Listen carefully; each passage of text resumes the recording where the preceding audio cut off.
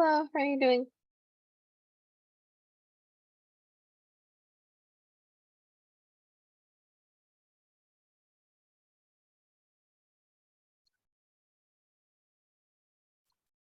Okay, we'll start right now. If you want to take a look at Canvas, I hope you're doing good.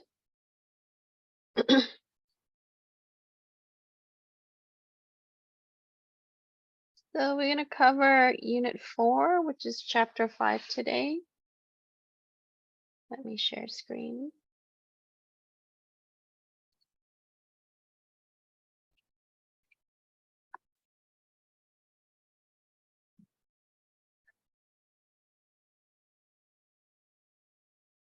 And the first thing that you should download is your Chapter 5 notes. I consolidated on one set of notes for this one. And then we'll go through this along with your assignment. I'll post the videos. So let's also download the assignment for LC-3 instructions. So we'll take a look closer at the instructions today as we are proceeding to our lab exercises this week. We are going to work a little bit more with LC-3. And as we go along, you're going to see that we're going to write more complex program compared to the first couple of weeks.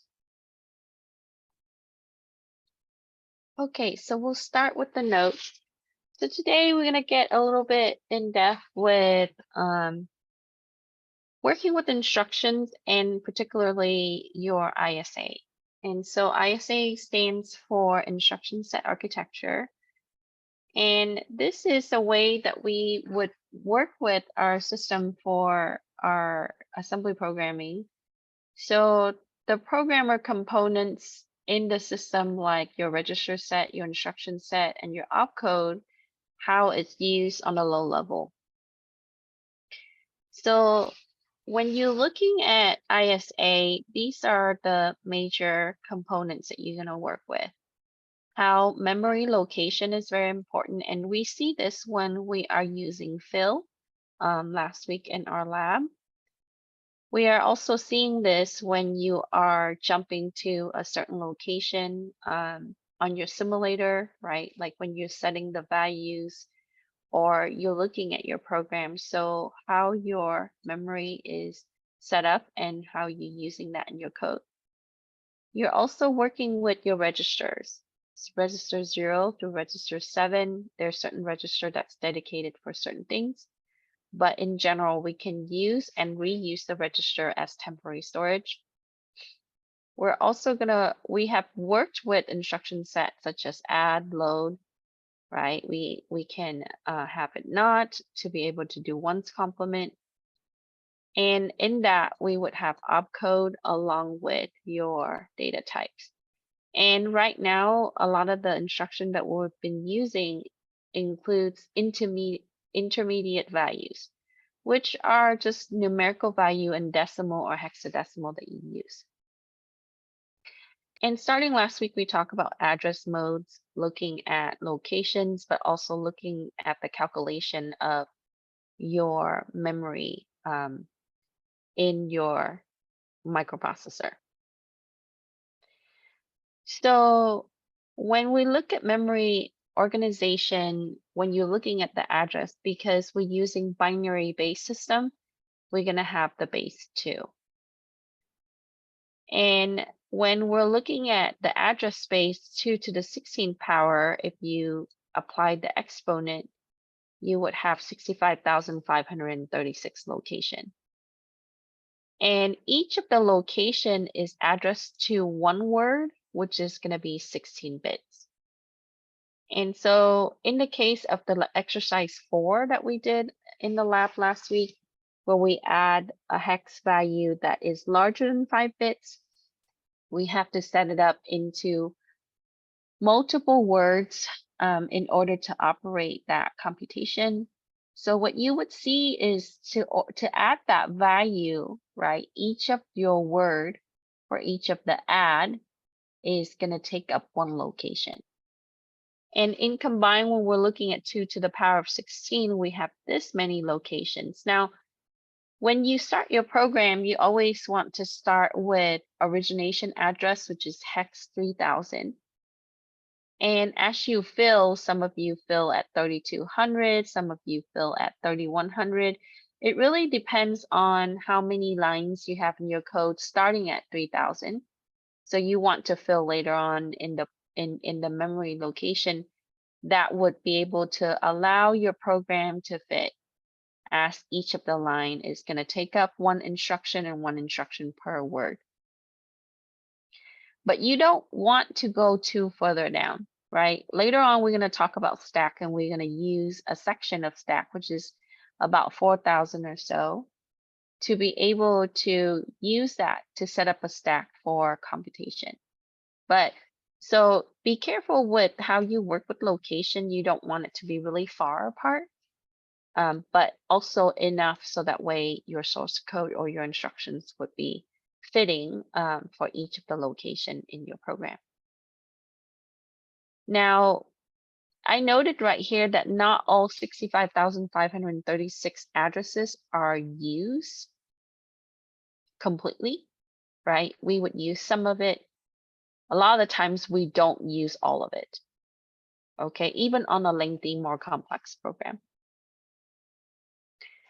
So as we worked through the last few labs, you started working with your general purpose register, your register 0 through 7. Now, depending on the assembly language, you would see that some language would have more register. Some architecture would work directly with the memory instead of processor, instead of register. And we talked about that before with CIS compared to RISC. Reduced instruction set is what we're using. And so in this case, we have 8 register, 0 through 7. And each of them are generally used for everything, right? Except for 0 and 7, you do see that 0 is being used for input output, and 7 is usually used for jump and trap. And we'll talk more about branching, jumping, and trap later on. So these are just temporary storage, or would be considered some form of memory location that is stored for retrieval.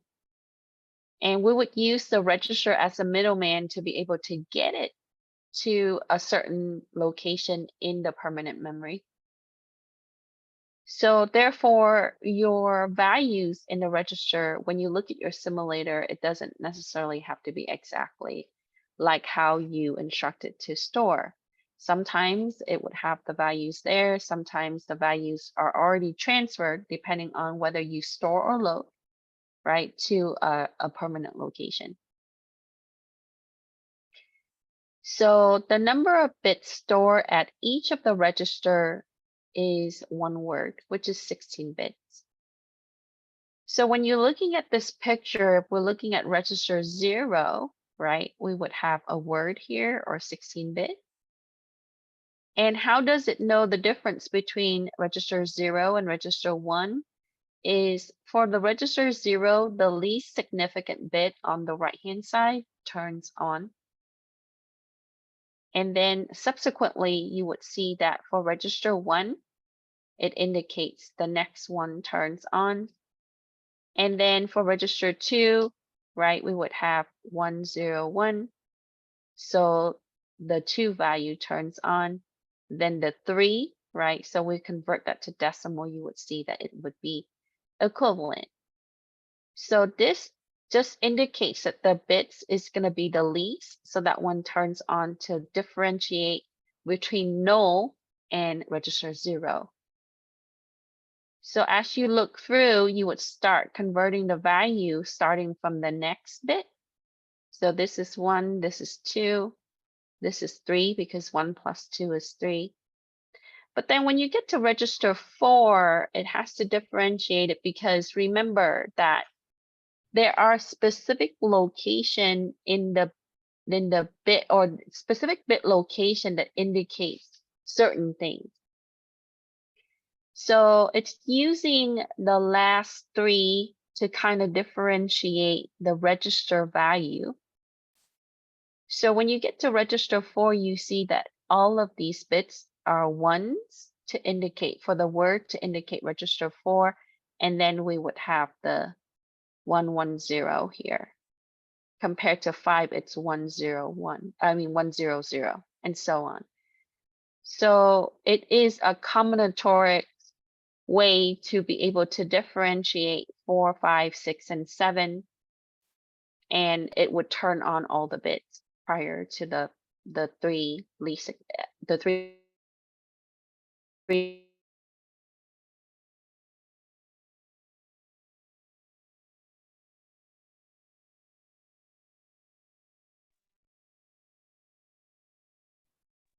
Professor, Yes. you cut it out and I didn't hear you for like the last 10 seconds. Mhm.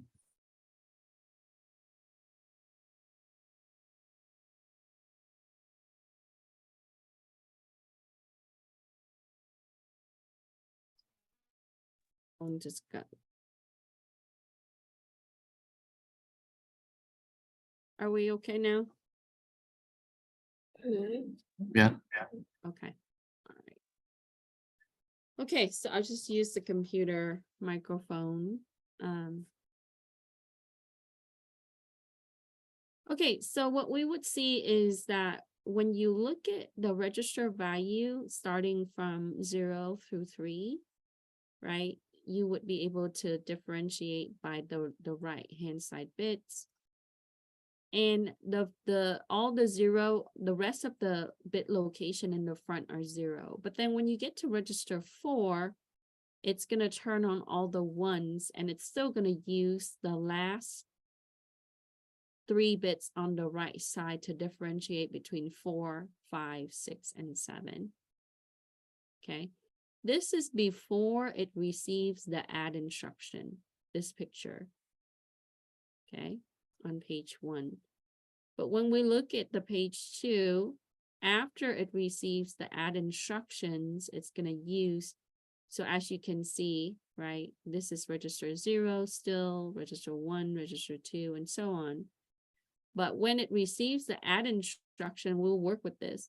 We are going to add the specific opcode in the front to be able to handle the add, right? And then we would fill the immediate value in the middle. So if we break it down, what really is an instruction? So when you refer to instruction in architecture or in assembly programming, it's really consists of opcode and operands. And I think we mentioned this before. Opcode is what you're asking the computer to do. What is it doing? Like add, not, right? Load, store. And operands could be expected value or memory address, or sometimes label. And label is just a human way to identify memory location. So if I say, I want to have a function name and I want to use it as a label, let's say function 1. And so when I use that label, it's going to tie that section to a memory location. So when you do the function call, it's going to go to the memory location to be able to read your instructions, to execute whatever that you're asking it to do, which includes instructions. So your instruction set is defined with opcodes, data types, and address modes. Address is really tied to the location of the physical memory. Your data types. Data types is important because if you think about like the strongly typed language like C++ and Java, when you initialize a variable like int, let's say price, or double price, for example, what that does is when you type it, it actually allocate a certain size just for that variable. And when it push it onto the stack to when you compile your program, right, that variable goes on the stack, which is a location of memory that the compiler used to retrieve data. And so when you initialize the variable, what that does is it's going to look at the data type to determine how much memory that it would create for a stack. And then once it operates it, so let's say that I use that variable in my function call, or I use it in class and I use member function to be able to access my variable. In that case, after we had the function call, after the operation, it's going to pop out the variable, it's going to remove it, and it's going to give that space back for the next function. Okay, so data type is essential, and the way that we see it in assembly is the numerical value that we're going to include, and we would put that into our register to be able to handle the operation. And then opcode, we talked about opcode. So you see opcode is the actual action in the instruction, like add, load, store. We sometimes would AND with 0 to clear, right? Or we not. We can add or we can AND. Anytime that you AND anything with a 0, you initialize it at 0. Or if you add it with the 0, it could be itself. So you can copy with an add 0, and AND is to clear. And for the address mode, this is the location of your operands, which is really your numerical data. Okay, so this is what you see. You can fill a value, like I can fill it with hex 30, or I can also fill it with an address where I can use the address to store or add in hex 30. So there are two ways to really handle the numerical data. We can treat it as an operand inside the instruction and then bring it to an address, or we can utilize the fill, which is actually a location, as a value. Any question?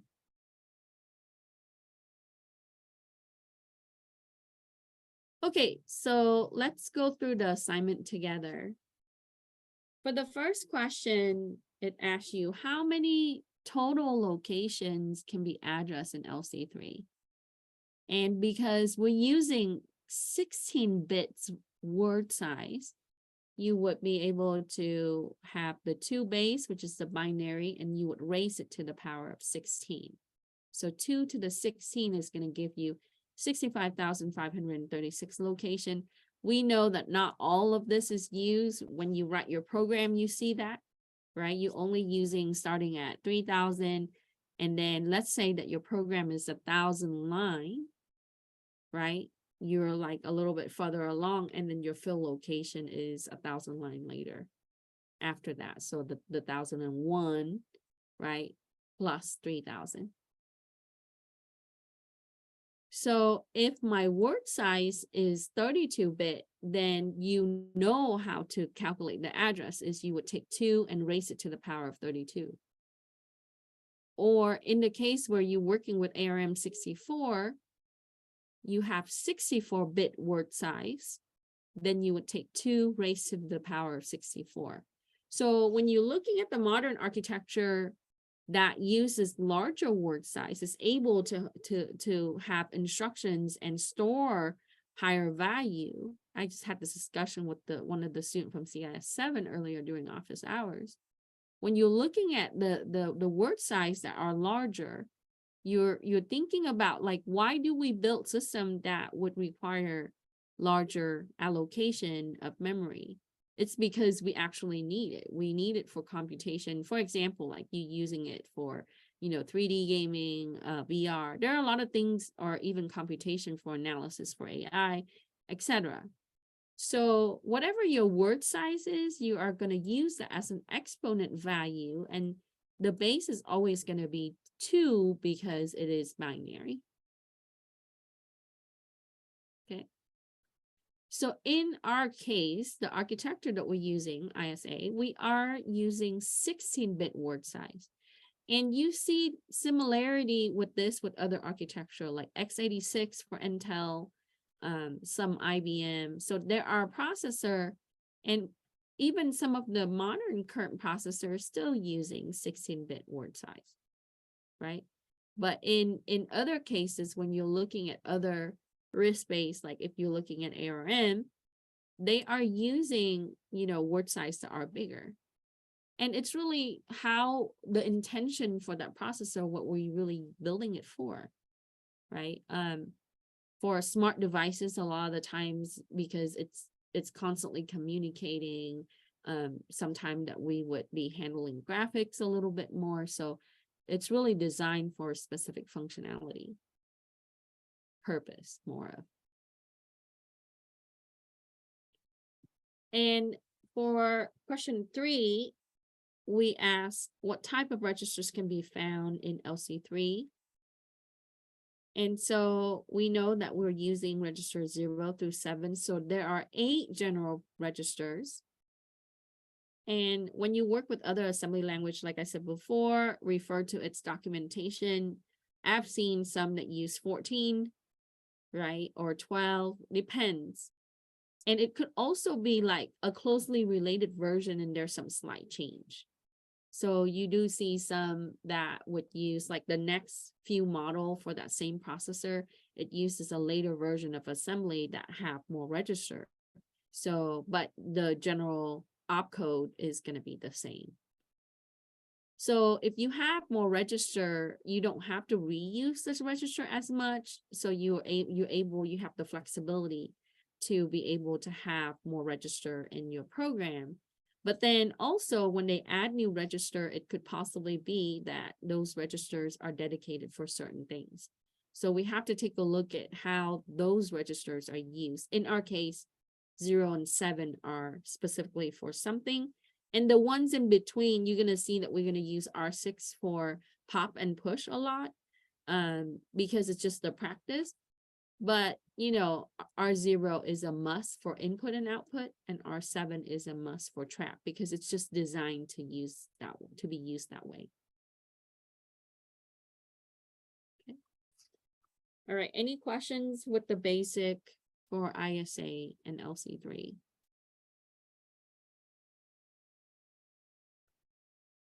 Okay, so let's come back here. So you can find all of this information on the first and the second page of your notes.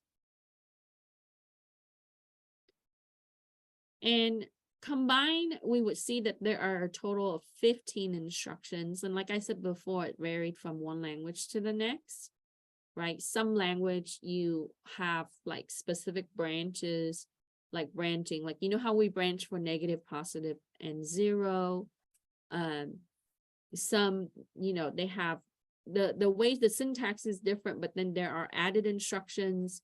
Like in Microsoft ASM, you can actually do negate, right, which is subtract, versus in LC-3 you just add the 2's complement. Okay, so it's like an added instruction. So for us there are 15. And it's always going to be at the beginning. So when you look at your instruction, it's going to be the first 4-bit in your word. So that means that from the most significant bit on the left, right, you're going to count from the left, count down to the right. So we're going to start with 15-bit, location 15 down to 12. And this is where the opcode is going to be. Okay. So here it tells you that there are 4 bits used for opcode. And the way that it's using it's doing the combinatorics with the 1s and the 0, right? Add is different than and, it's different than not. So the binary switches on that to be able to give you the possibility of how the opcode would be for specific ones. So it would look something like this. Okay. Now, when we're looking at the types of instruction, we talked about this before, right? Some we would use it for operate like computation, like arithmetic. And then others we would use to load and store, which is we move data, right? We bring data from memory to the register, and we would take data from the register to the memory, load and store. So when we load, we read it from the memory, store, right? We write to memory. And then we have a third category, which is for control statement. This is when you have conditions, if, else, loops, right? And in the loops, we simply increment or decrement. So if you're looking at a for loop, it simply is that it's going to continue the instruction in the next location. So you have to increment, you're going to go down. So when you add, you're going to go down to the next memory location to execute that same instruction. So if I have a for loop, I start at 0. Let's say that I go all the way to 6, and I'm going to count up, right? I'm going to increment every time. So it's 0, 1, 2, 3, 4, 5, and so on until it reaches the 6. So what happens there is that when it does instructions, it's going to start at the address for the 0, which is where it starts that line of code. And it's going to increment as it finished that one loop to the next address where it repeats the same thing, right? And it's going to keep doing that until it finishes with the end of which is the 6th loop, and then it's going to stop, and then it's going to execute the next instruction after that loop. Now, in the case of the while, right, it checks for the things that are true. So this is when your logical operator or your gates are at work, because we want to look at a certain value. So when it's true, it's going to keep executing. That means that while it's true, it's going to go from one to the next, to the next, to the next, or it could continuously go forever, which also takes up space. But when it's false, it's going to branch out. And what it's going to do, it's going to exit from that location. It's going to come back to the next instruction location, and it's going to operate there. So the control is that, hold on one second.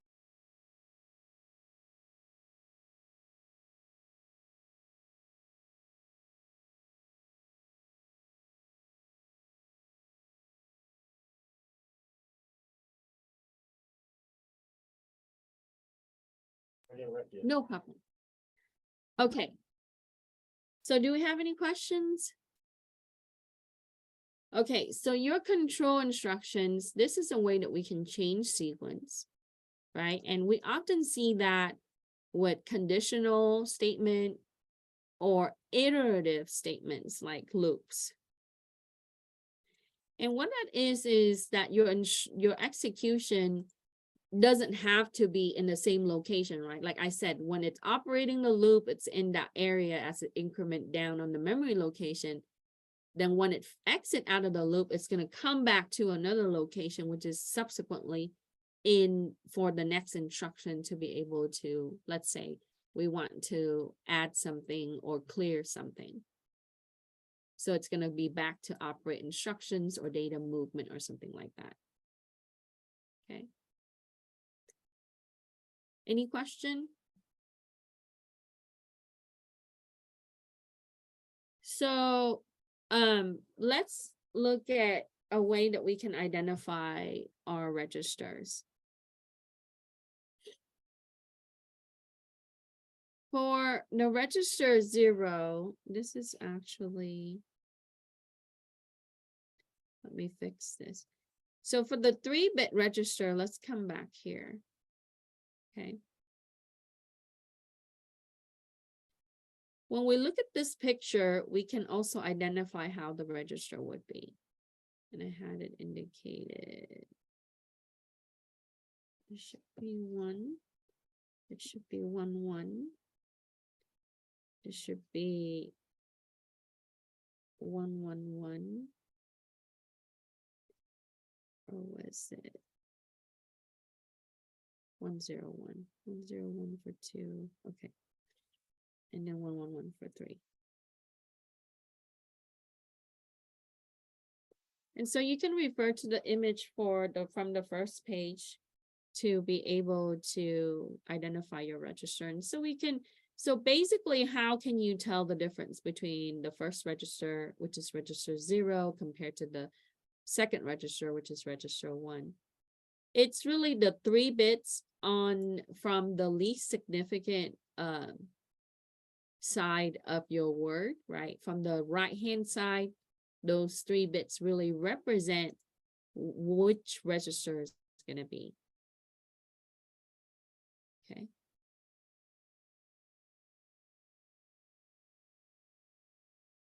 So when we look at this, if we are doing an instruction add, we would have this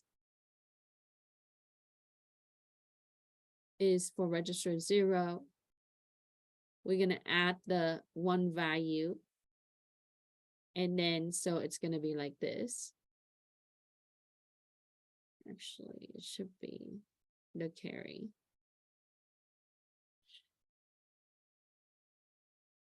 But when we clear, or let's say that we AND it with 1. I have this example wrong. So register 0. AND it with 1. And you would AND it with a 1, so it's going to be a carry. Okay. Because anytime that you AND it with a 1, it's going to be a 1, not a 0 there. Okay.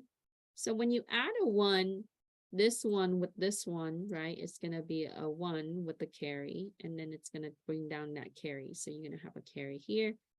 When you AND it with the 1, 1 and 1 is a 1, right? And then there should be a 0. Sorry. And then the rest are just a 0. So in the case where if you have a certain register, it's really handling that as, the binary that represent from the least significant bit. And then in our case, we have the value. So when we're looking at your instructions and your operand, well, who is it doing it to? Register 0, and then what is the value that's doing, which is the 1. So these 2 components right here represent this.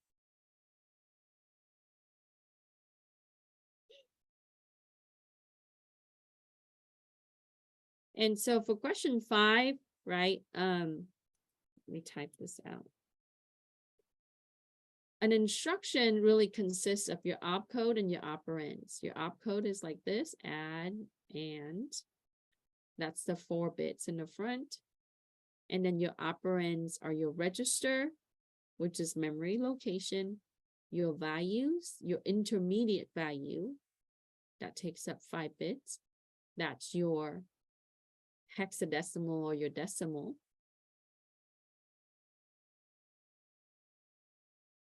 And so your operand is like your opcode is and your operand is your register or your immediate value.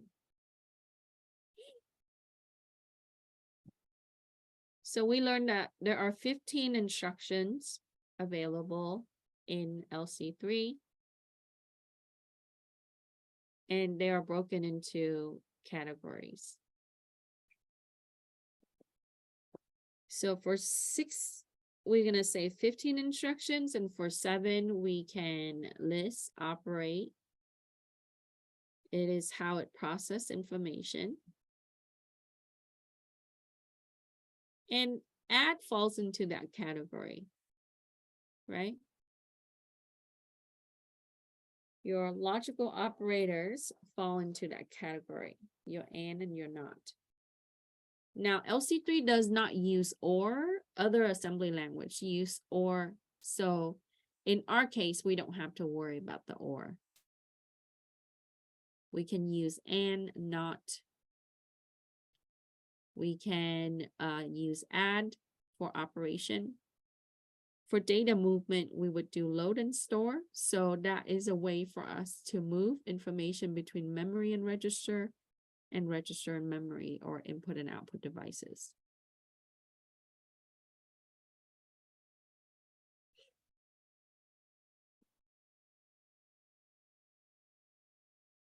So when you're looking at outside of LD or LDR or LDI, you see LEA. We talked about this when we work with string, right? Load effective address. So when you load that, you're actually loading an address of the string, right? The string is stored at an address location, and basically when you load it, you load the address so it points to where that string is.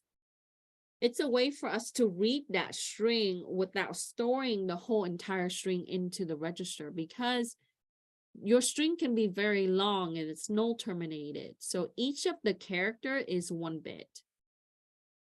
So in that case, or you can have, you can have a very long string and it would not be able to fit it. So it will be ideal if it's more ideal if we put it onto a location in memory and point to it. So that's when we do LEA. And that's still a way for us to do data movement, because we actually go to that location to read our content, which is our data, our string. And so the register 0 point to that, right? Instead of storing the entire string to register 0. But when you're doing input, like for example, it stores the actual key strike, right? The input value as text into register 0, and then we have to do the conversion with ASCII. And also with the output for console, right? So if you wanted to output text, you have to take the numerical value, convert it, and be able to have it output. Or you can, load from or store from string and so on.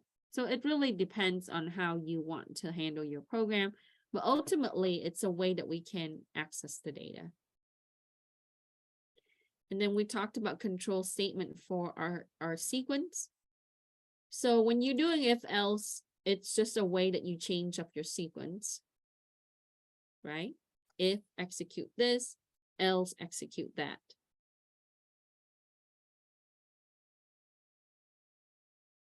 And so control instructions enable the execution that's other than what is next in line, right? I can say if, right, if this is true, go to this label and do this, right? Instead of going to the next line. So it changes up on how you proceed in your source code without going into the sequential process. Okay. Because sequential, it's pretty simple. It's like running everything in main, top down, one line to the next. And that way we can access other part of the memory outside of just what's next. Any question? Okay. So let's talk about number 8. It asks you, where can operand be found? So we know that we can have it stored in memory. You did this last week when you set value, right? When I put it to an address and I go and I put set value, I type in a hex value, so it could be at a memory location. And we can go and read that data. Okay. We can store to it, we can load from it.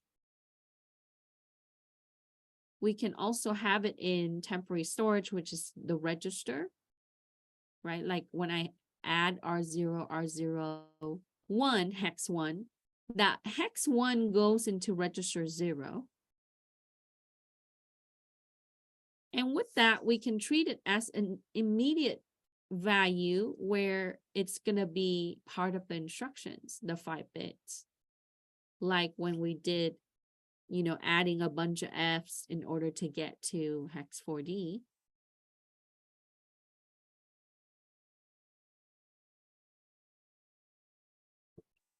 So before we answer number 9, I'm going to come back here. Okay, so we talk about data types. Now we're in the address mode. And we just touched on this. So the previous question, you can refer to page 3 of our notes. So when in programming in C++ or Java, you often hear the term literal, right?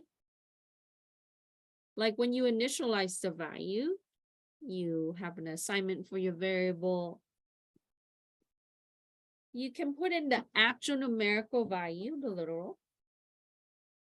And in LC3 or assembly, we refer to this as immediate operand. So immediate really means literal. That's like your hex 1, hex 4, or decimal 0. Then your other address mode is the register, because the register is also tied to a location, right? Storage, even though it's temporary, it actually has an address.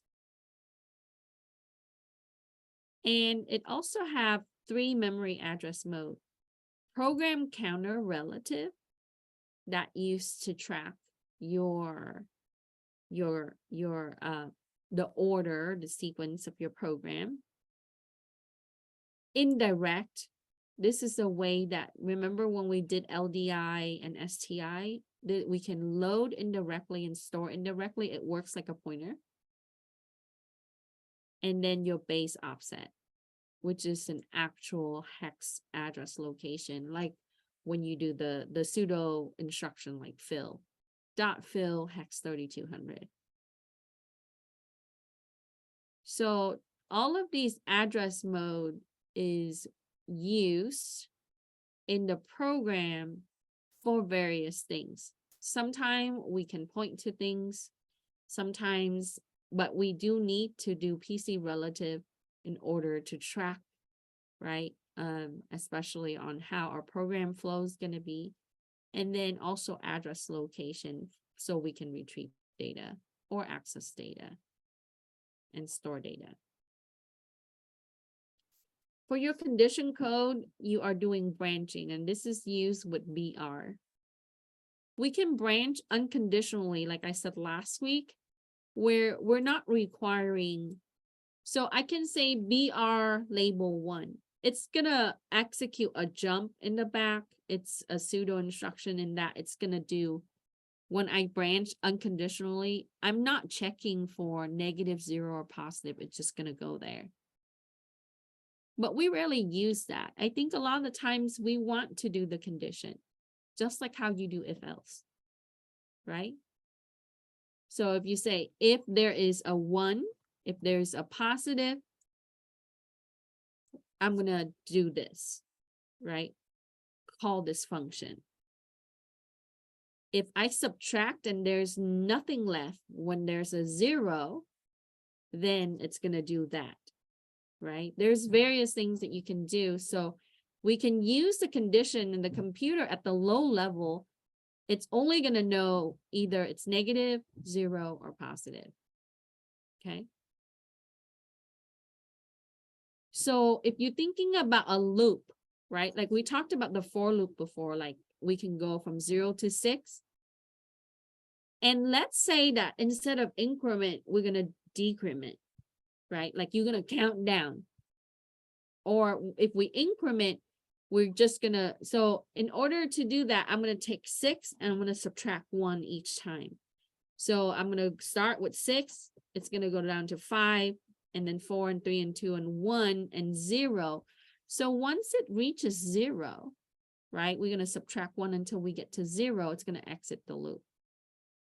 Okay, so that means that it's going to get out of that memory location. It's going to go to the program counter to look at the address for the next instruction, which is the next line in your code. Okay. All right, any question? Okay, so we talked about operation and add and not. The not opcode is 1001 like this. like this example. So your register, so opcode is the first 4-bit. The next 3-bit is your register, your destination register, right? And then after that, your operand register. And then immediate value or base offset goes here. A label or your values. And in this case, it's a value, immediate value, a literal. So we would see something like that. Your AND opcode is 0001. I'm sorry, your add is 0001 and your AND is 0101. So it's a way that we play with the combination of the 0 and 1s in the 4 bits to represent these instructions. Now, in other assembly language, the opcode might be the same. It could be 4 bits. Sometime in a larger word size, they're able to use more bits to be able to have more instructions, you see? So instead of 15 instructions, you can have a lot more instructions by using the combinatorics of the 0 and 1s in those allowable bits. So I can go to like 6 bits or 8 bits to be able to handle more of the operations or more of your opcode for operations or data movement and so on.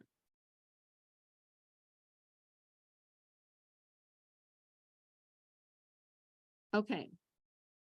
So we talked about 5 addressing mode, literal or immediate. We're going to say immediate in this class. Register, PC relative, indirect, and base offset.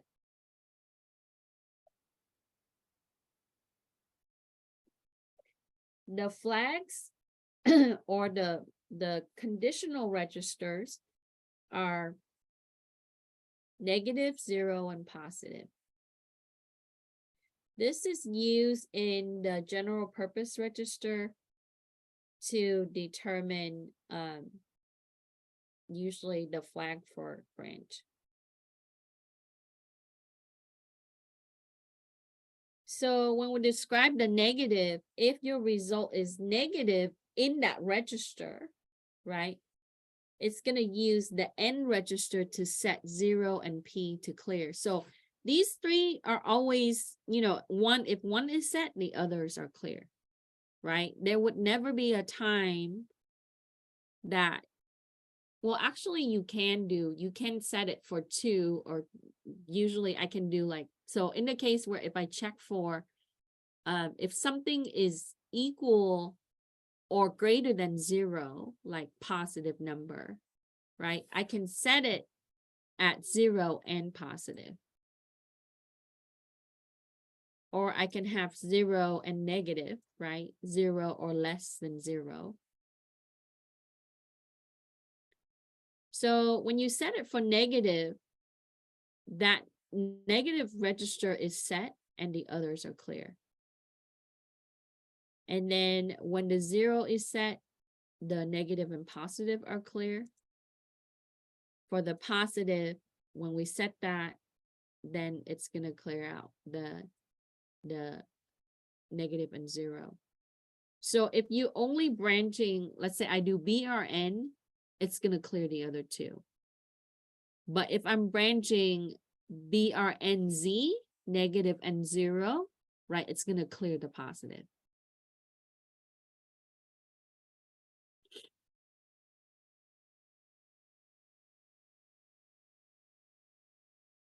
So some languages use this as flags, right? In our case, we're using register. So it simply is another location where it's gonna activate the bits or turn off the bits to represent the negative, the 0, or the positive. So it turns it off. It's gonna be 0 for 0, right? And then it indicates the 1 for the positive. So it's using the specific bits to indicate those flags for the condition that it would change in the sequence.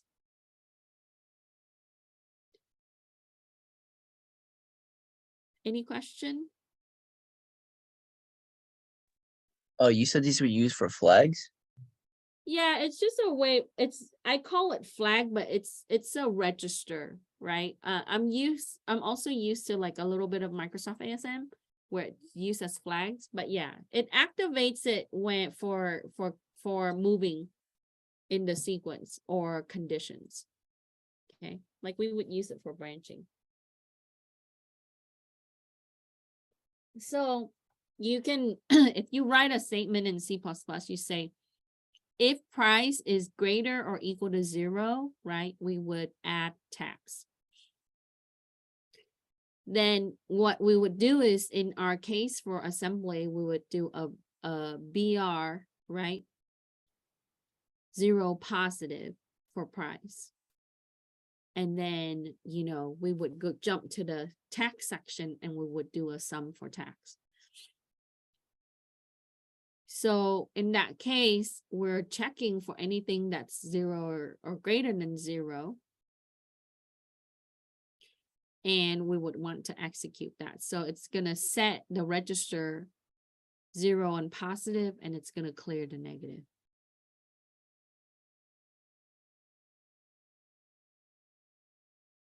Questions? Okay, so let's do some practice exercise. This is just to get you more comfortable with LC3, right? I know the lab, we type out the code and we run it and we test it, but I intend for this to kind of walk you through line by line so you get more comfortable with using LC3 if you haven't been.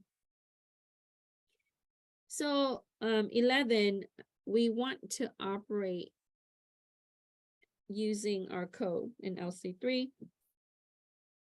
So we're mostly going to use like and, not, and or in this one. That's the intention. So if I want to clear register, I simply use the and. Anytime I and anything with 0, I get a 0, right? I can clear register 1 this way. I can clear register 5 this way. I just choose to use register 0. It's your program. You can do whatever you like.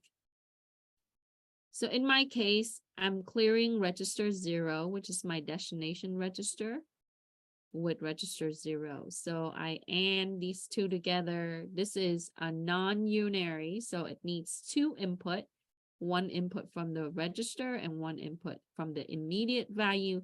So we would have AND with this, and the result is going to go to register 0. So at this point, right, your R0 is equal to 0. It's initialized at 0. And then I want to add a decimal 7 to my register 0. So at this point, my register 0 right here is 0. It has 0 from the previous line. And I add it with an immediate value, which is 7. So 7 plus 0 is 7. And it's going to store the decimal 7 here. So we would have register 0 has decimal 7 on the next line. And then let's say that I want to add 2 to register 1. Okay. And then so, yes, I can go through and clear register 1, but the whole point in this is just proceed and operate, right? So we're going to take decimal 2, add it to register 1, which we assume that has nothing. We could clear it, and then put the result in register 1. So at this point on this line, after it runs it, register 1 has a decimal 2. And you use the hashtag to indicate decimal, the X to indicate hexadecimal. Then I want to subtract 2, as you can see the next 2 line. You already know that I'm getting ready for 2's complement. So for the 1's complement, I'm going to flip the bits for register 1, because register 1 has the decimal 2. So now it's going to not it. So we're going to not it and put it on register 1. And as you notice that not is a unary, so it's operator, it doesn't require 2 input, it only requires 1 input. So you just need to have the register that store the value and you not it and put it back onto itself. So that's my one complement.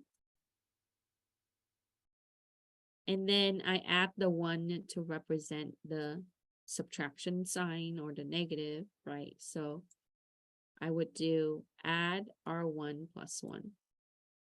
So at this point, my register 1 has -2.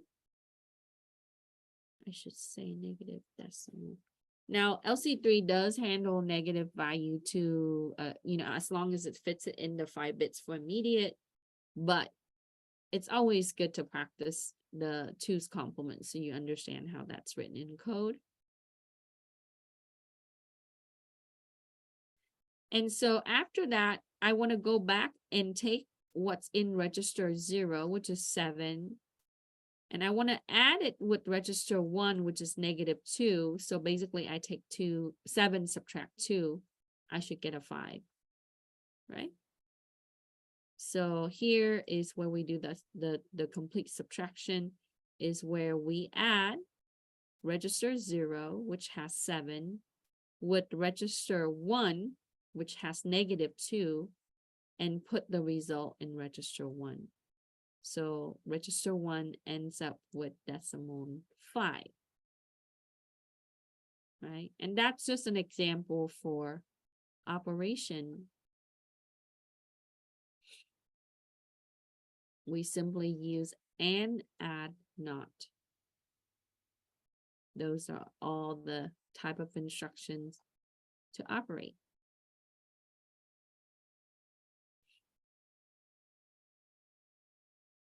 And you don't have to do exactly like me. The whole point in this is to illustrate to you how you can use the opcode, right? Or your instructions to operate arithmetic, basically. We did this a lot last week.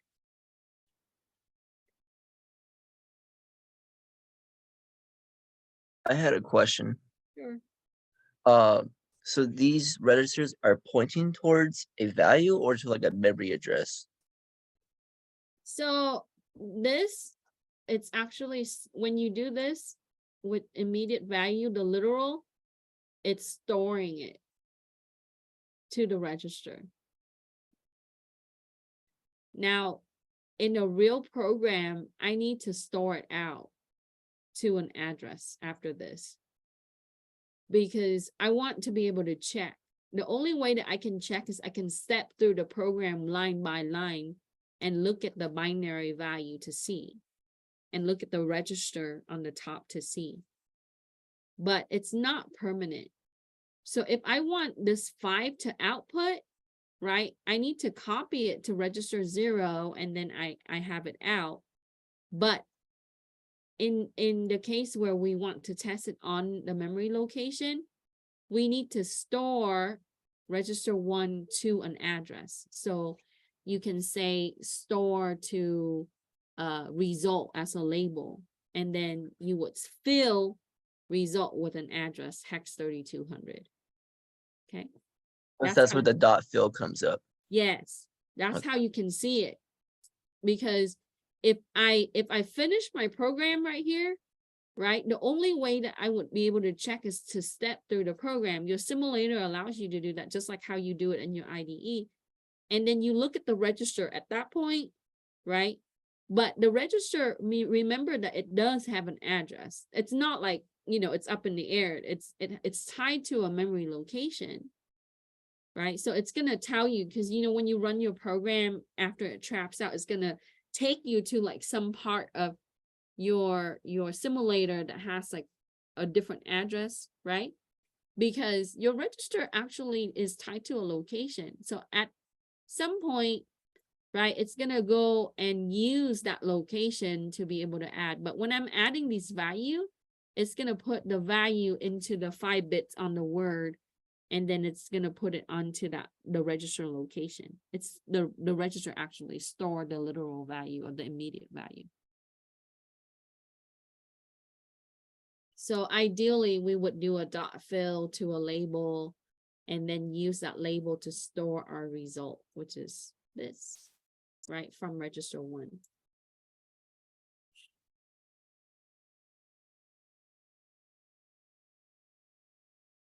Any other questions? Good question.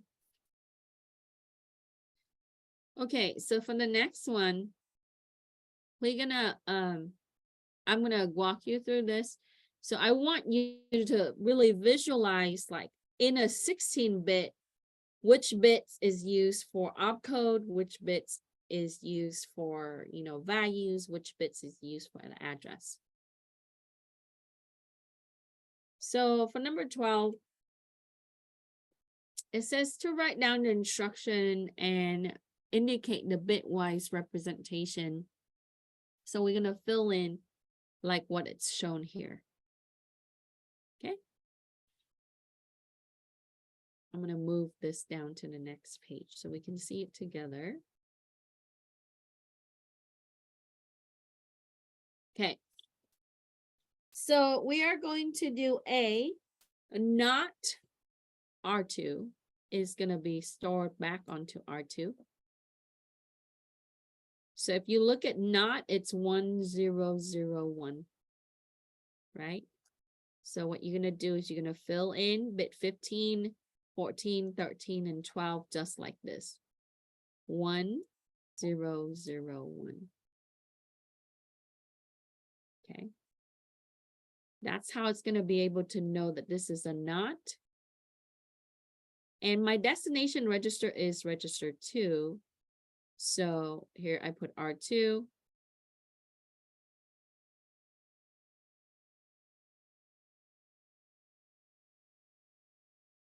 And I would put 0, 1, 0.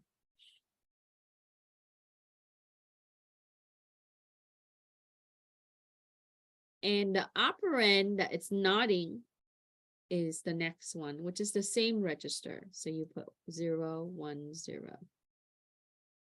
And that's how it's going to know that it's register 2.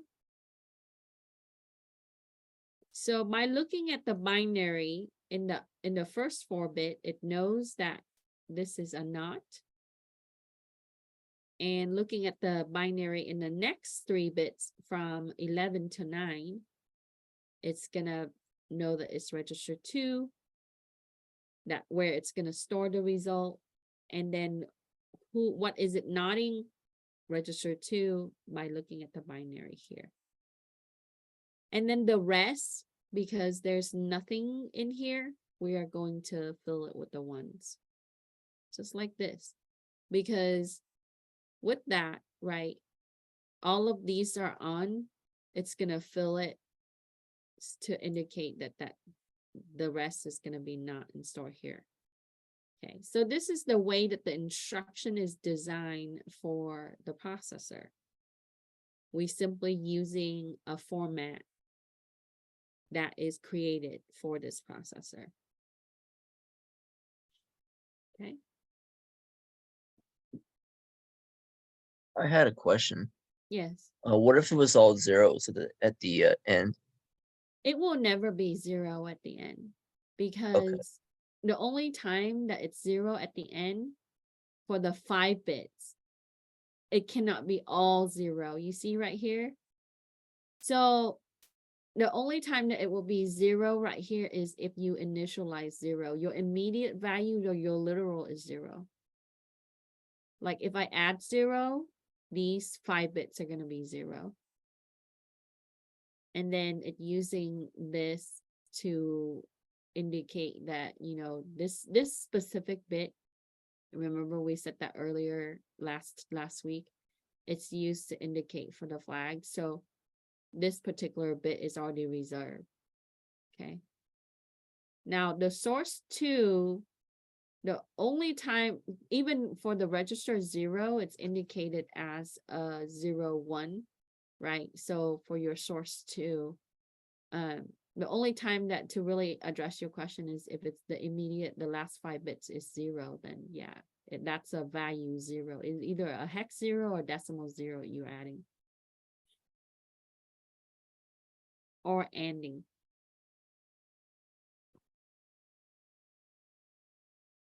Okay. Are we clear on this? So simply we're taking the instruction and break it down to binary. That's what I'm doing with you right now. Using the format here. All right, let's do B. So for B, I'm going to take register 0, add it with register 1, and store the result in register 0. So our instruction will be add R0, that's our destination, this guy, right? And we're going to have the two operands, your source 1 and your source 2. Okay, so register 0 and register 1. So if we look at the format for add, it's 0, 0, 0, 1.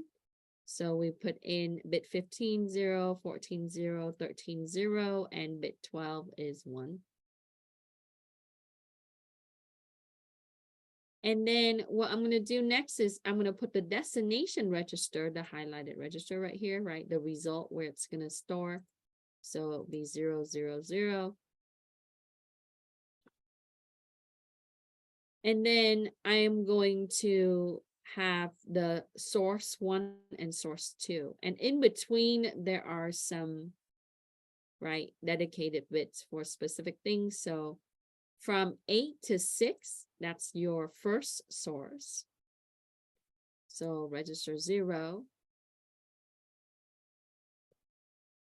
And then bit 5, I have it turned off. If you look right here. Oh, sorry, that should be 1.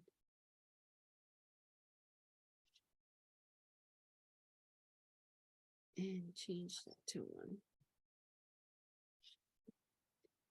And then in between, it would be,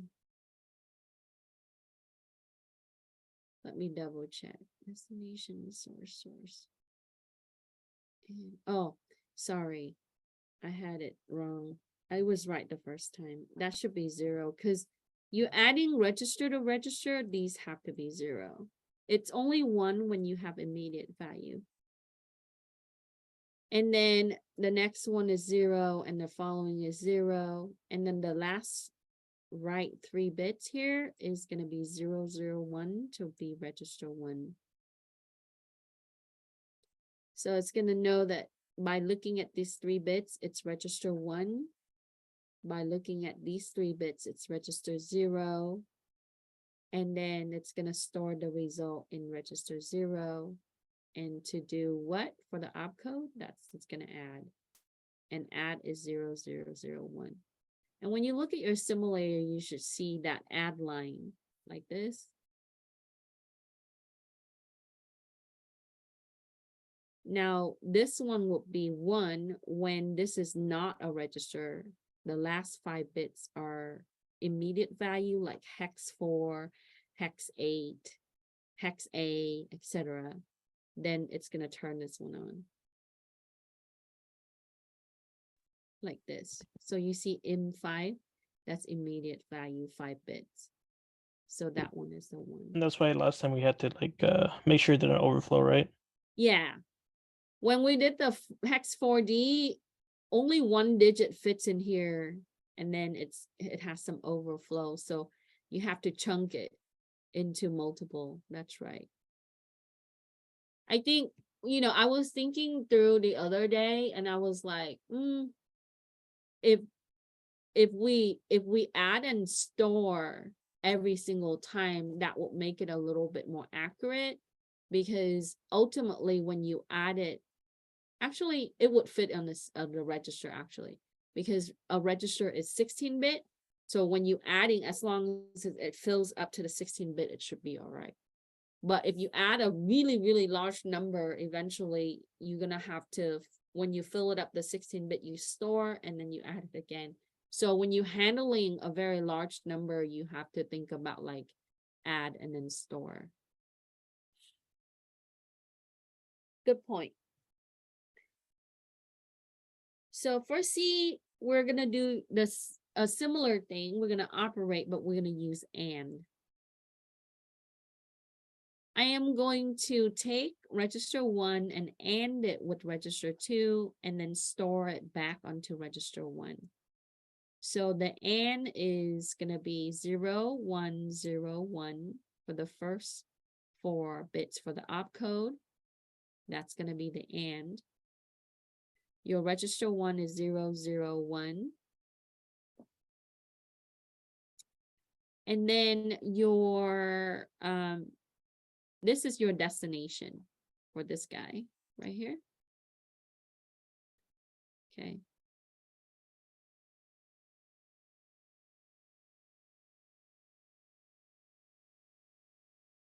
And then your operands are the 2 register. So I have register 1 again, so it's 0, 0, 1 for the source 1. And then for bit 5, it's off because I'm using register. And then for the last 3 bit on the right, bit 2 to bit 0, that's going to be 0, 1, 0 for register 2. So by these binaries, it's going to and store it in register 1.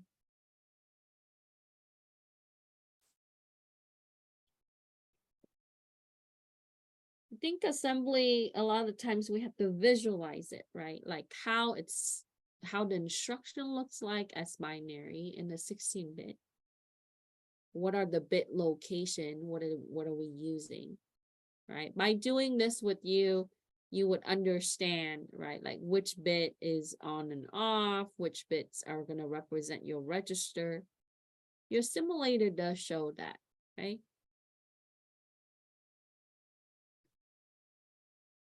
So now we're going to do literal or immediate value, M5.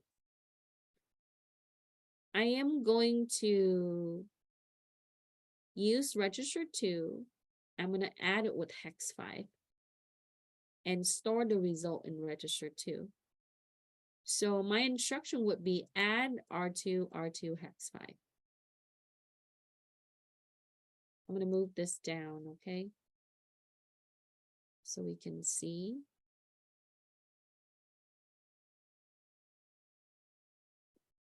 So earlier we said that add bit 15 to bit 12, that's going to be 0, 0, 0, 1, and you can fill that in. After a while, you're going to remember, right? Add.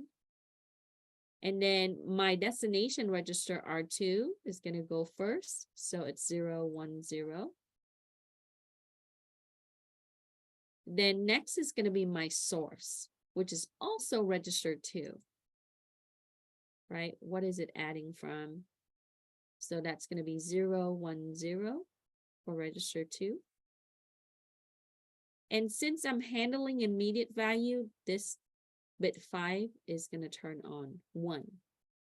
So that way it knows to use the last 5 bits, bit 0 to 4, as a hex or a decimal value. So X5. And we learned binary conversion before, right? 1, 2, 4. So 1 plus 4 is 5. So that's why it's 0, 0, 1, 0, 1. So you plug in the binary conversion for hex 5. Hex 5 is equivalent to decimal 5. So you just convert it to binary for the 5 bits.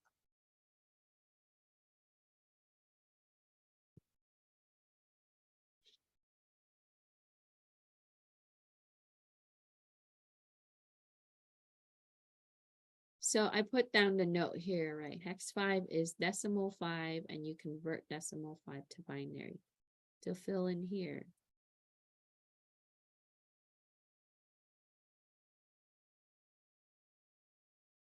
Any question?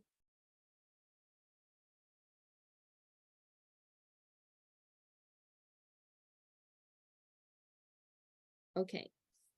So for E, we're going to do something similar. We are using literal or immediate value. This time we're going to do decimal 11. Okay.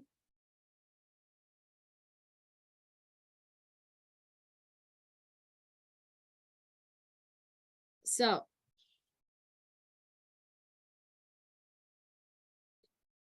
where our instruction is to take register 2, add it with decimal 11, and store it back to register 1.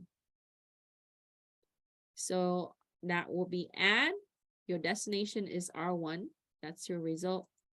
And the operands, what are you adding? That's going to be register 2 and decimal 11. So in our code, it's going to be like this. Right, I pre-fill some of this. So add, right? Here's your add. 0, 0, 0, 1.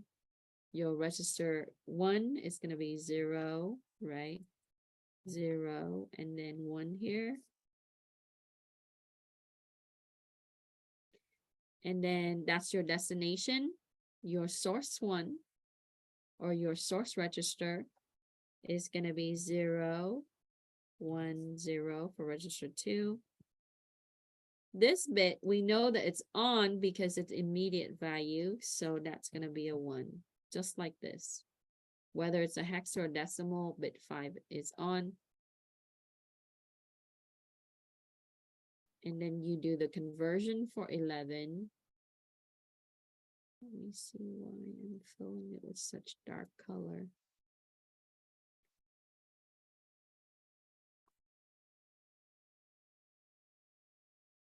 Okay, so I know that 0 is the least significant bit. That one is on, right? 1 plus 2 is gonna be 3.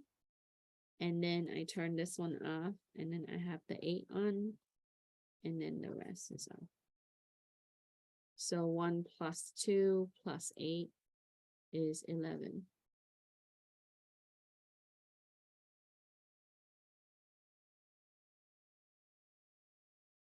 And so when you convert, that will be 1011, and that will fit onto 5 bits.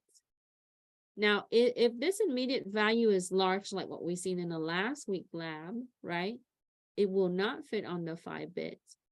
So we have to manipulate it by adding it multiple times. I can use any value that would be less than, or that would fit in the 5 bits. And I just keep adding it to get it to be the total that will be equivalent to what I intended to add in the first place, like hex 4D. And the way that I would check it, like the last time, is we would fill it with an address, and then we would be able to use an input value to verify. Okay.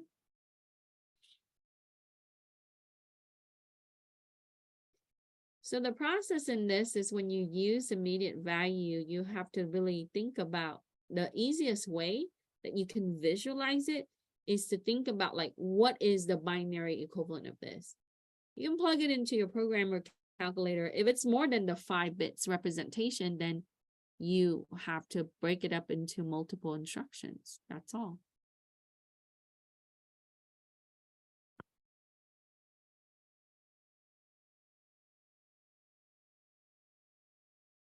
Any question? Yeah, I had a question with the AND one. When you're adding the 2 registers, are you adding the 2 values that are stored in those registers? That's right. Okay.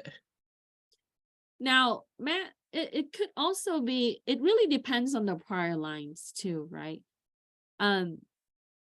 If I'm adding the whatever the content, we should say the content of those register. What if I load addresses to that register, right? That could happen too. But we have to think about the intention in the AND. Like, what are we doing with the AND, right? So, you know, you often see that we AND things with 1 or 0, right? Let's say that I have register 2 initialized at 0 already. I cleared it, right? And I AND it with register 1. It's going to clear register 1 as a result, right? So that's one way. What if I load an address or I fill it with a value, right? So it's really how the program is really designed. If I fill let's say if I fill it with a label to like hex 30, like ASCII to hex 30, and I load it to register 2, and then I AND it, right? So you think about, oh, what's the intention with the AND with the 2 register, right? So this is just an example that, yeah, we can operate to register, but yeah, it could be a value, it could be an address to a label, it could be an address to something that was filled with a value. Okay, so it's content. So when we add them, you get a new like binary Yes. value. Okay. Right here in the 16-bit for the register, yeah. So it's gonna put the result here. Whatever that's the content, let's say that if they're both 0, then I get a 0 here. Or one of them is a 0, then I get a 0 here. But what if they're not 0, then whatever the binary of the AND output is gonna go here. That's right.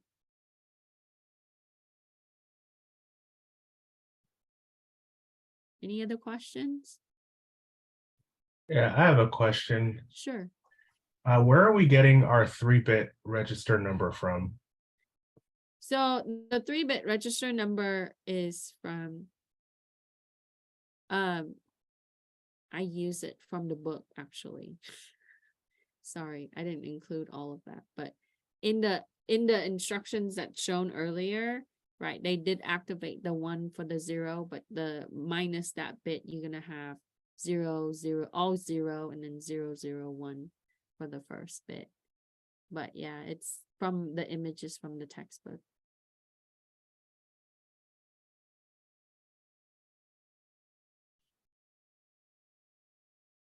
And you can also look at your simulator. When you type that in and then simulate it, but you have to assemble it to make it an object file and simulate it. Each line, when you do the add or the and or whatever, it shows the 1s and the 0s.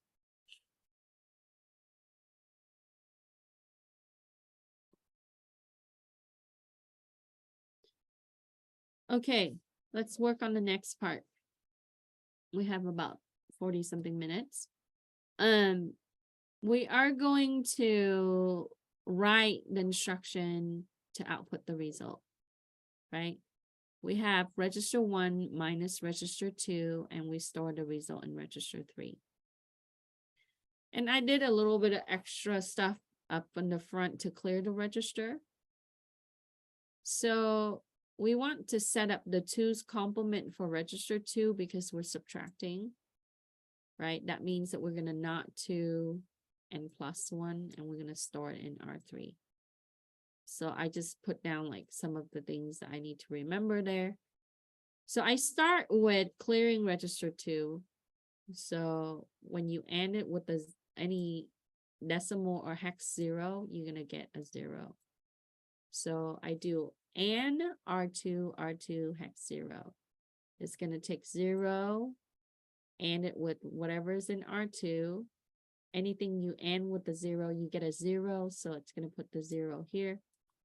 So your R2 is 0. And you do the same thing for the register. So I clear everything out, so there's nothing inside. So I clear register 3, and I clear register 1. And you don't always have to do this. I like to do it sometimes because I think that, you know, sometimes when you previously use it for something, you want to clear it out and make sure that it's empty. This is always a good way to learn how to clear. And then I need to set up the 2's complement for register 2 because I'm subtracting it. So I'm going to go ahead and do the not R2. So that's the 1's complement of R2. And then I add the 1 to it because that's represent the sign value. So I take R2, add it with the immediate decimal 1, and you can use hex 1 here. And then put the result in register 2. So that would complete the 2's complement. So at this point, I have negative R2.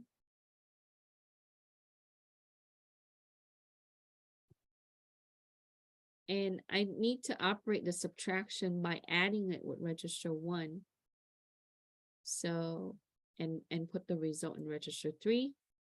So I would do an add R3, take register 1, add it with register 2, which is negative R2, right? So at this point from this line, the result is register 3 stores R1 subtract R2.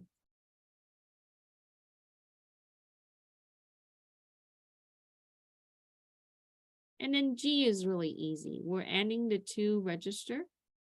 You saw this earlier when we put the binary together. So I'm going to AND R1 with R2 and store it in R3. This is my destination. My result. notes say or. Oh, did you say? I'm sorry. On my notes for G, it says or. Yeah, use AND. Sorry, we don't operate OR in LC3. It's not part of the operation. Change that to AND. That's probably my mistake.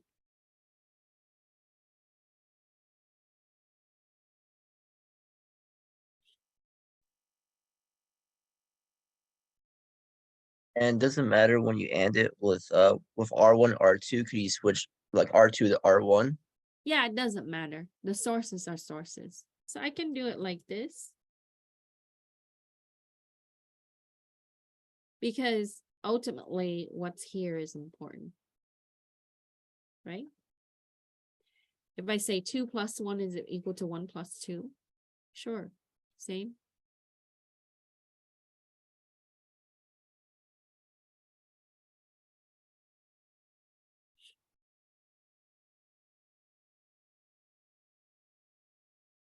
I kept it the other ways just because I'm following this, right? But yeah, you can have it the other way around. Whichever way is the same, like this, or just like the other that we just saw. Same. Okay, so now I think you saw some of this when we demo and we talked about copying when I wrote the code last week. So if you want to copy, you simply add the 0 to it, right? If you add a 0, it's going to be equal to itself and we can store it into another register. So if I want to take the content of register 2, whatever it is, and make it and copy it, make it a duplicate on register 3, I simply take it, add it with decimal 0 or hex 0, and put it on register 3. So we're going to get the exact content by adding the 0.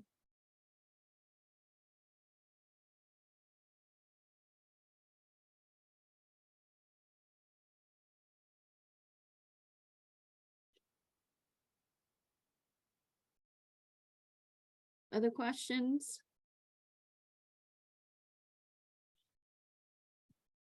All of this is mostly review. We've seen this. So, all right. For I, we're going to initialize R0 to R1 to 0. So your register 1 is 0. Okay. So I want you to only write this line. I mean, the top line, because I'll explain the second line. Do not add the second line, okay? Because I wanted to show you the difference, because a lot of students make this mistakes in my prior classes, so I want to point it out to you. We saw earlier how to clear register. If you want to initialize something with 0, you just AND it with 0. So you take R1, AND it with 0, and put it back on R1. That's how you clear register. So register 1 has 0. Now, some students, they put add R1, R1, 0. That's not the same. We just saw earlier, this is how you copy. When you add, so let's say that I have 5 in R1. I add 0, I still have 5, right? It's not 0. So if I have 5 here, I add 0, I have 5, and I store 5 here, right? That's not the same as this. Okay. So this is not the answer, the highlighted one. That's copying the value from register 1 to register 1, right? Or just exactly the same as itself is when you add 0.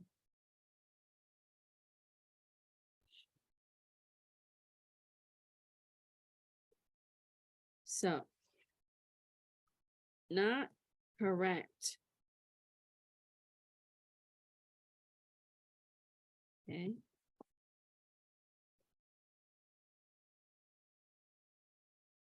So whenever we clear, we AND with a 0. Whenever we copy, we add with a 0.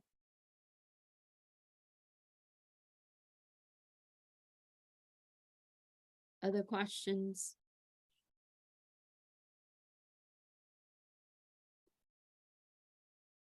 Okay, so let's say that we need to load X1BA to register 2.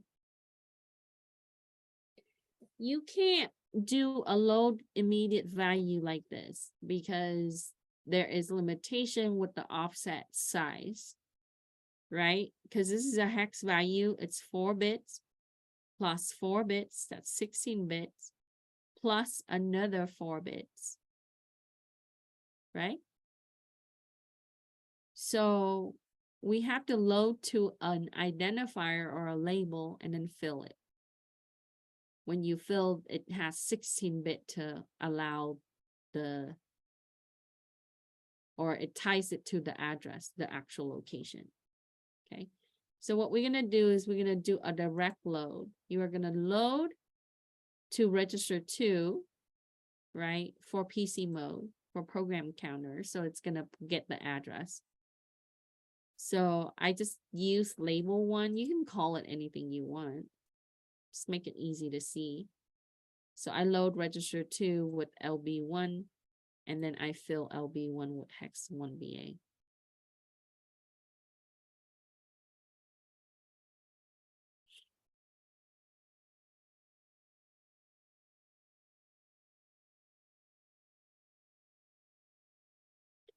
So the direct load uses PC mode, program counter mode. Okay. For the indirect load, we talked about this before. It's gonna load the address, but ultimately it's not directly loading to the register, it's pointing to the address, that register point to the address, right? Offset. So I will give you more visualization next week on the difference in the memory array on how it loads from the location directly, from load indirectly, and then load to register to register. So PC mode is a direct load.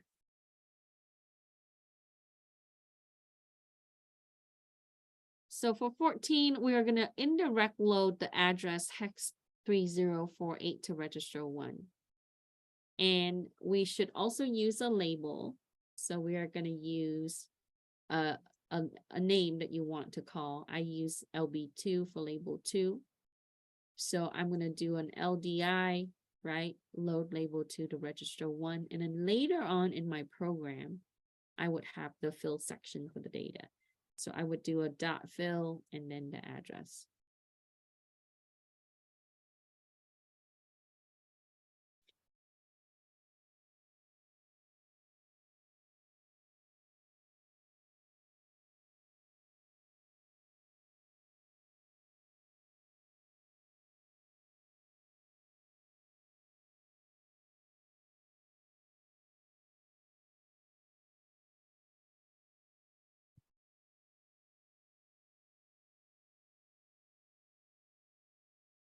And then for 15, we want to write the instruction to initialize the address, load effective address for label 1 or LB1.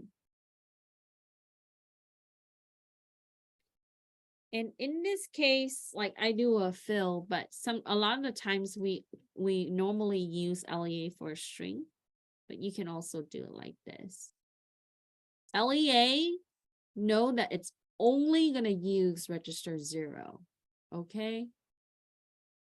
Because normally we use load effective address for input output, so use register 0 for LEA.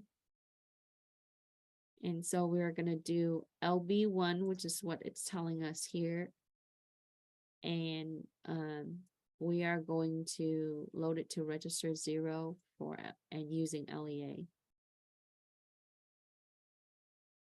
And then I need to get it to register 1 or another, because whenever you use register 0, if your program has input output, you want to copy it right away, because you want to free it up for input or output, right? So let's say that I want to use it for a label. I wanted to do something with it. As soon as I finish that, I copy it to another register so I can store it out or something. Because if you don't, whatever is being input, it's going to write over it. Okay, so in this case, I want to point out that I want to copy it to register 1. And then I can do a fill at the address that's called for here. And we can have an address pointing to an address also, where it could be a string. But if we write a fill, we can fill it with, null terminated string. But in this case, they told us to do address. So we did a copy and then we fill.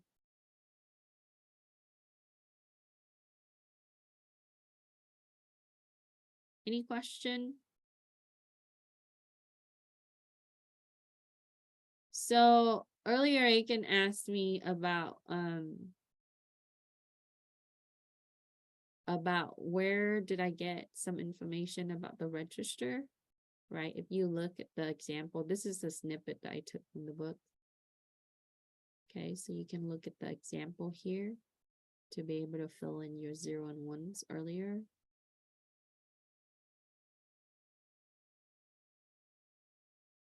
So when you do the register file, when you do an AND like this, so let's say I have destination register, source register, source register.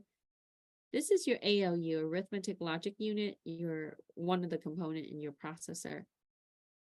What it's going to do is, this is your register file. It has memory location.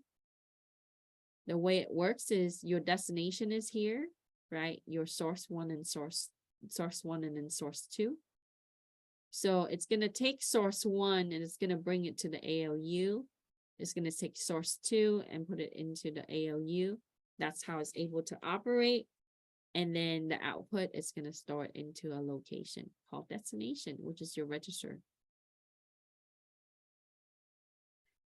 Okay. And then similarly, you're going to see with the add, you have the destination and the source. But it's going to use the instruction and for your reg, which is what you see here, right? If we're adding an immediate value, then it's going to look at whether it's 1s or 0. Okay. The 1s means immediate. That's the hex or the decimal value following. We talked about that before. Okay.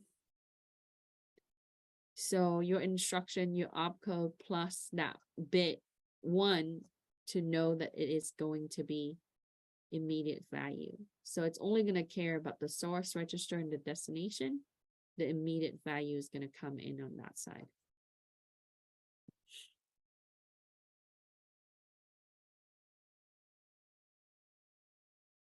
And then your load consists of LD, LDR, LDI, LEA. And then you have store, direct store, right? Direct store to register and store indirect.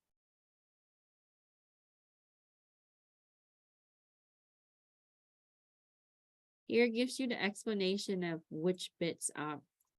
So in the load, we normally load it to a label that's tied to an address. That's why you see it like this, right? Or store. Earlier, I said that if it is PC relative mode, that's a direct load or direct store. For your offset, base and offset mode, that's your LDR and STR. And then you would do an indirect, that's an LDI and STI. And LEA is load effective. So we said that PC relative mode, what does it really mean? It means that this section, it can only use 256 words of the instruction. And that's a specialized area that's going to be used specifically for direct load and direct store for program counter. And the load opcode and the store opcode is this. I didn't put a lot of that on the exercises, but if you're interested, you can look at that. So as we proceed through the program, right, you're gonna get the fetch, decode, and then it's going to be able to store. But when you get here, it says, if you want to specify the address directly to the instruction, if the address is 16-bit, your instruction is 4 bits, your opcode. So you take 16, subtract 4, and you subtract the 3 register. You only have 9 bits for available address. So whatever that your address for your label is, it has to fit in the 9 bits. Understand?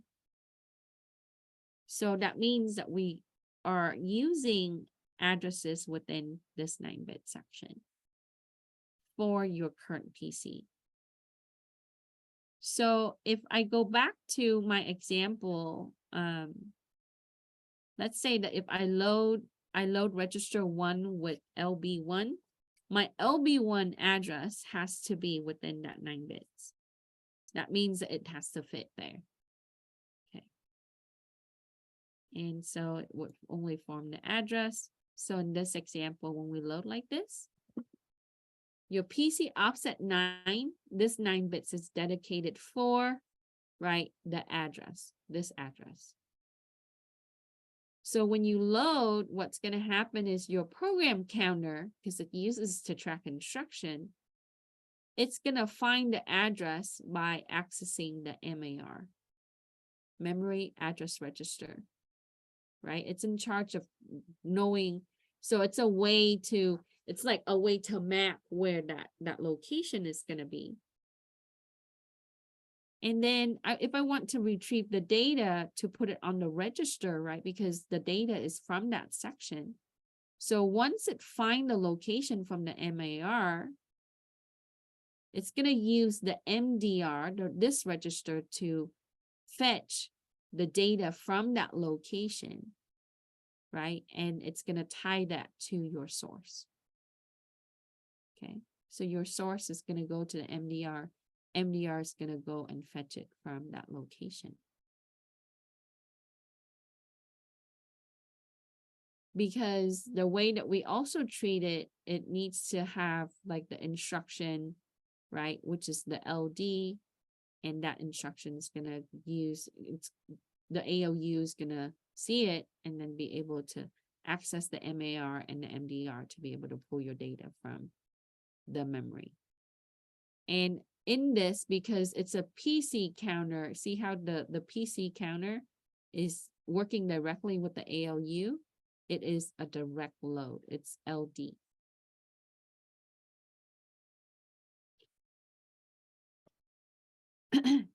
For the indirect load, it's going to look like this. So this is a way that we use a location to point to a location. That's how indirect load is. Okay. So instead of loading from one location, we're using that location to point to another location. So similarly, you have a PC working, so it's going to see the instruction that it's loading. It's going to go to the MAR to locate an address, take that address, right? Bring it to the MDR, but wait, it doesn't have the data, so it's going to go back to the MAR and then find the second address. It's a way that we go from one address to the next. It's kind of like, I need to find out where you live. So I go to your friend's house and your friends point me to your house. Okay, instead of LD is like I go directly to your house. So your LDI is a way that we can go from one location pointing to the next. Okay. So when you LDI a label, basically it's using an address pointing to that label that stores the value.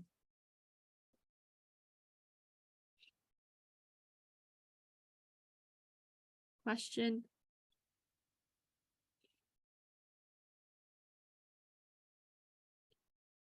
Okay, so LDR and STR a little different from that, where we would use base offset addressing.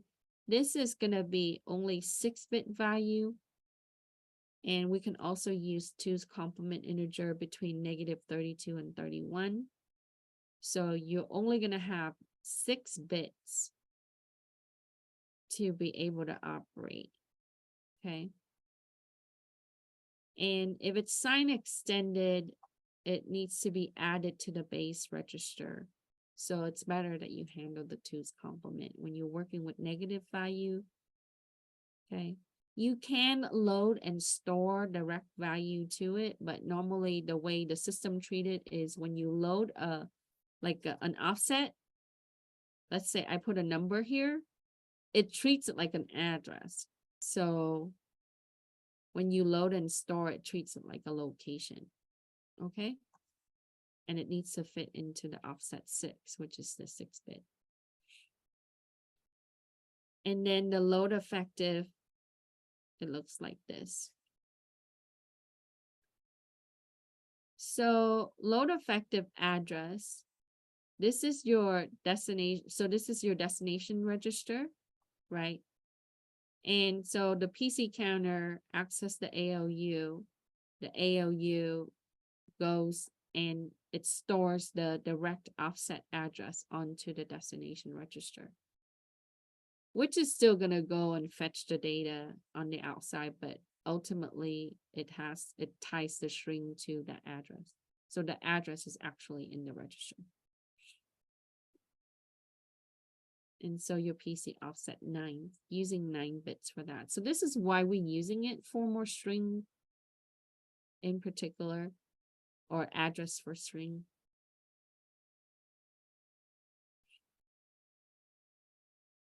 Any question? Okay, let's finish up the last part.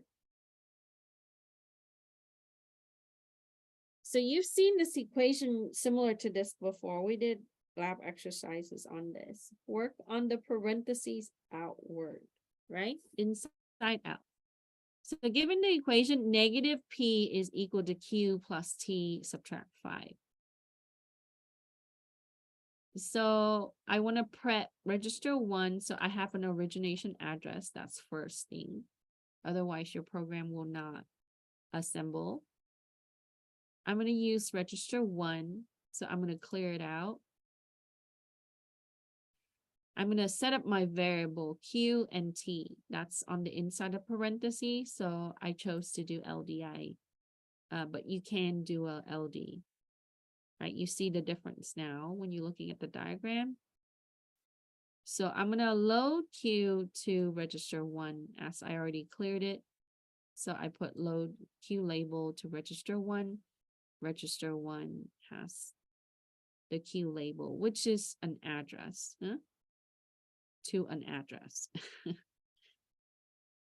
Then I'm gonna clear out register 2. So registers 2 initialize at 0. Then I gotta set up the next variable T. So I'm gonna load T to register 2. So register 2 has the address to which points to T, which another to point to another address to store the data. So after that, I need to handle Q plus T. So I take register 2 plus register 1, which is T plus Q, or you can do the other way around, same. Let's do that. Less confusing.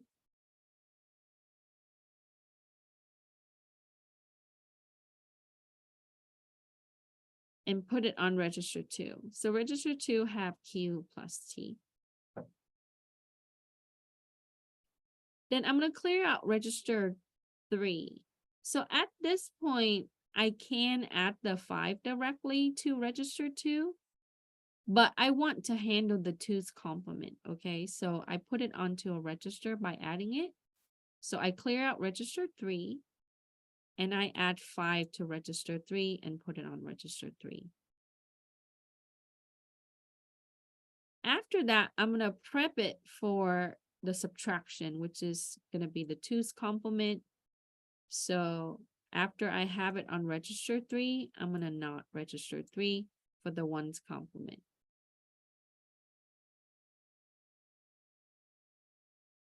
And then I can't complete the subtraction until I have the 2's complement. So I'm going to go ahead and add the 1, which gives me -5 decimal in register 3.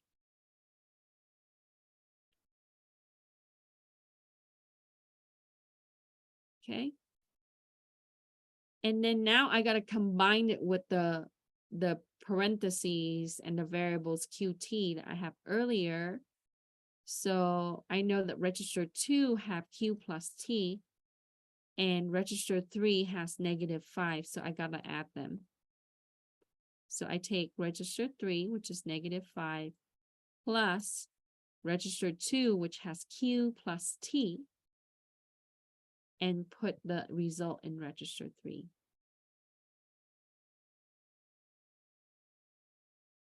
Now, at this point, it can be positive P. As you see, I noted it there. So this equation, right, it could be positive. So if we say P is equal to Q plus T minus 5, we're done here. But the equation tells us that it's -P is equal to Q plus T minus 5. So algebraically, what we can do is you got to divide -1 by both sides, right?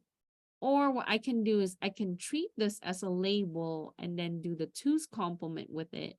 So whatever the P is, so let's say that I set the value for Q and I set the value for T, I subtract 5. Whatever the result is, it has to be a negate of that. So I got to make sure that it negated, right? Because it could be positive. So what I do is I have to treat it like this is P and I have to make it -P. So register 3 has the result. So I'm going to not register 3. I'm going to add the 1 for the 2's complement, which makes -P. And then at this point, I just store it to the label and I fill. Okay. Not a problem. Almost done. So after I have the result for my equation with as -P, I'm going to store it because I started with an LDI. I'm going to finish it with an STI. If you start with the store, you load at the end. If you load at the beginning, you store it out at the end. Sometimes you're given data already, then you store first, and then you load at the end. So I load at the beginning to the label. I'm going to store it to a label. And in this case, I put NP, N_P. You can name it anything you want. You can say NP, no underscore. Okay. Yep. Not a problem. And then I halt. And then I have to fill, right? Remember, I have Q and T and NP. So I decided to fill a little closer to my program. I'm going to fill for Q is hex 3100. Q is at 3100 as an address. And then for T, I'm going to fill it subsequently. So T.fill hex 3101.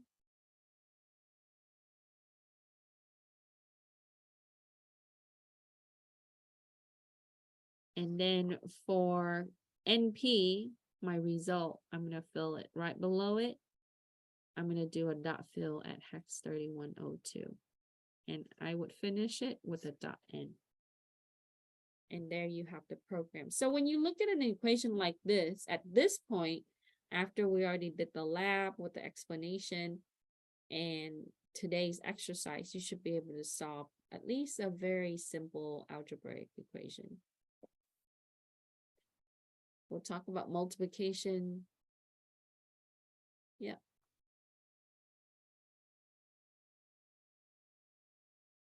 How far do you need? Is that good?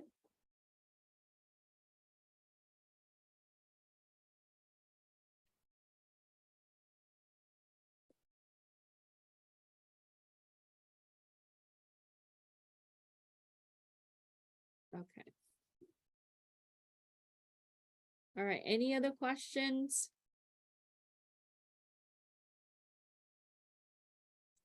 So today we work a little bit closer with looking at your operation opcodes, right? Your instructions as binary and binary for your register, looking at source and destination register a little closer. We talk a little bit about load and store. And then looking at load effective address compared to LDI and LD and LDR. And then do simple little snippet of the program like this one and the prior. So that way you have a little bit more practice using LC-3.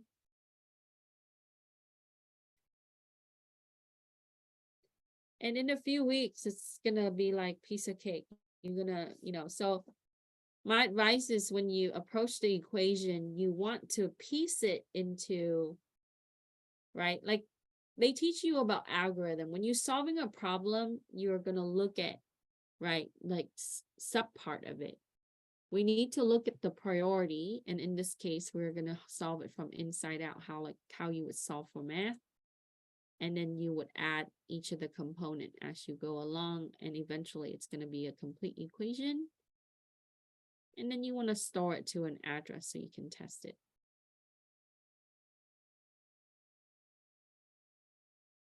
Okay, that takes care, let me double check, right? That takes care of your program.